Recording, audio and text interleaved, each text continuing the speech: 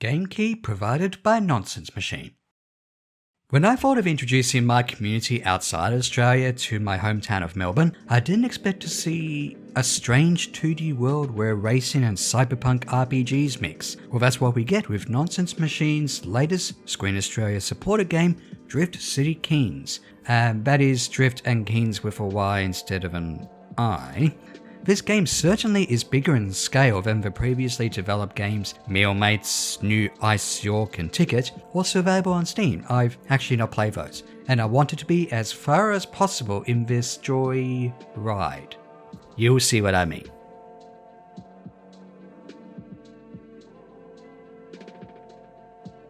The story is a simple one divided into chapters. Your customizable character dreams of a high adrenaline activity of drift racing, but has to work in an office job to make ends meet.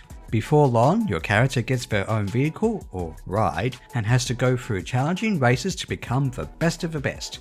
But you'll gradually find there's a little more to it than that, where your exploration of a city leads to some unconventional and unexpected encounters with strange individuals and creatures.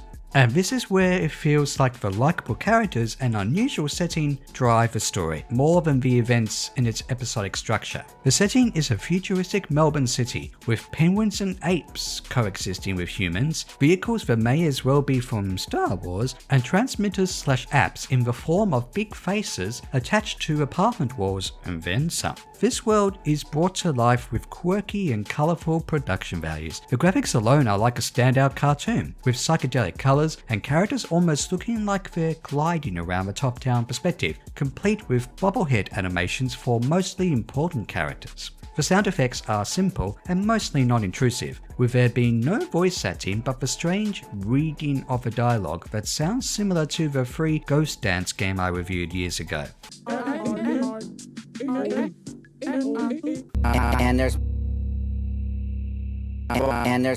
The music is mostly in the rock and techno genres, which fits so much as the exploration of a city and high adrenaline top-down racing. To choose a few examples, the music in the burbs, both daytime and nighttime, is catchy and memorable.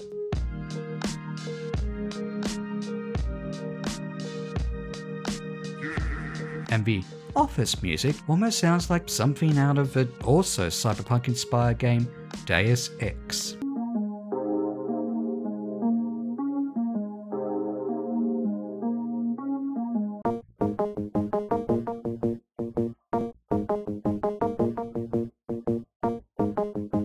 The gameplay feels familiar and different in equal measure. It feels like it's comparable to games like the first two GTAs, the Persona series, Stardew Valley, Earthbound, and certainly top-down races like Micro Machines. And I'm surely forgetting other games. But even with all these interpretations, you'd be hard-pressed to see a mixture of top-down racing and RPG like this one anywhere else. Let's start with the top-down racing, as that is the first thing you learn in the game.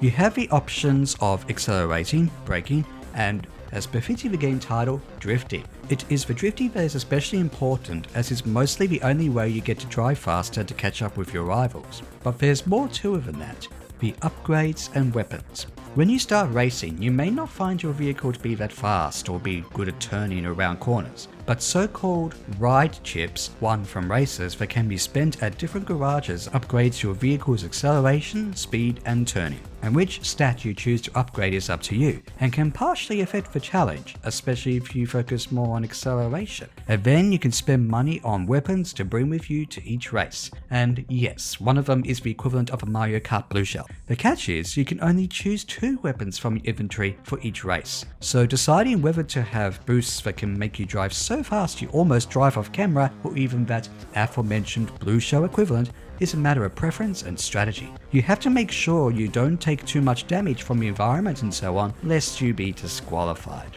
The only problem that seemed to arise from racing after a while, however, is that later races become too easy. The only counterpoint to this is races that are not exactly races. They feel almost like mini-games or boss fights, but you're better off discovering these for yourself. The catch is, drift racing weapons and vehicle cosmetics are not cheap, and even trying to find these racing events takes time. Money and time are a resource in this game. Right after the aforementioned racing tutorial, you apply for an office job where emails, looking out for the plants and rubbish bins and so on are of a mundane employment life. Only made more fun as video games mostly do. These take time, patience, and even a little looking around depending on the errands. Fail to complete these tasks and you will get fired. Though it's not all doom and gloom at that time. Again, find that out for yourself. And outside of your apartment and workplace is a whole city and its surrounding areas to explore. You will come across the aforementioned garages, shops with food, drinks and other items, and other curious places such as an art gallery and even the usual meetups of penguins and apes. Some of these locations are key to the story and may even be blocked off unless you use your vehicle to get there or do something else. Some of these locations are also home to NPCs who, while not necessarily important to the story, have their own side quests to fulfill. Some are as simple as fetching a simple item for them, and some others are more involved than that, sometimes requiring memorization of where you've been and what items you can buy or find where. Time, however, is not on your side here. When you're working, when you're looking at your phone apps, when you're conversing outside of a story cutscene, time keeps on going. Unless you switch on the save/options menu.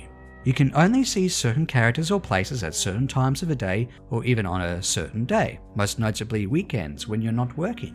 And you also have health and energy meters. In a somewhat similar fashion to Stardew Valley, these have to be monitored constantly. Health gradually goes down automatically during the day, with the biggest damages to it being temporarily hit by vehicles.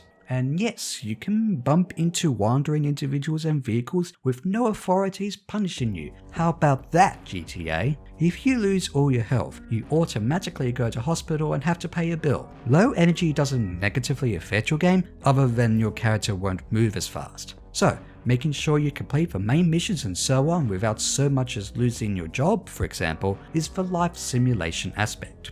This, however, does lead to two problems: understanding the map and how long the game is. The map is functional, but it probably would have been nice to have markers or at least a legend saying which building is what. It is mostly up to the player to look at a building outline on a map and associate with what function they interpret it to have if they've already visited it. You can see the tall shopping area, the little burger place, but the map doesn't tell you that. And then there's the game length. The developers have actually stated that it takes 5 to 10 hours to complete the main story, and that's true. However, the aforementioned side quests and exploration, not to mention a post-game, stretch this out, possibly worthy of the game's price. If you like some of the characters, then helping any of them out will be appealing and also reward those who have managed to memorize the world from top to bottom. You can also do all this content at your own pace. It could take many in-game days or weeks or months to do everything, and there's no stressful countdown. The problem is though, it feels like there's not much to the extra content apart from just having a checklist of friends. When you are that good at racing, which surprisingly feels fairly lacking in the post-game, it feels like you've already done all the repetitive work tasks for money, or the exploration around the map so you know exactly where to get that coffee when you need it, or a piece of clothing that you cannot find anywhere else. If you do want to be a completionist, you're looking at close to 20, maybe more, hours of content.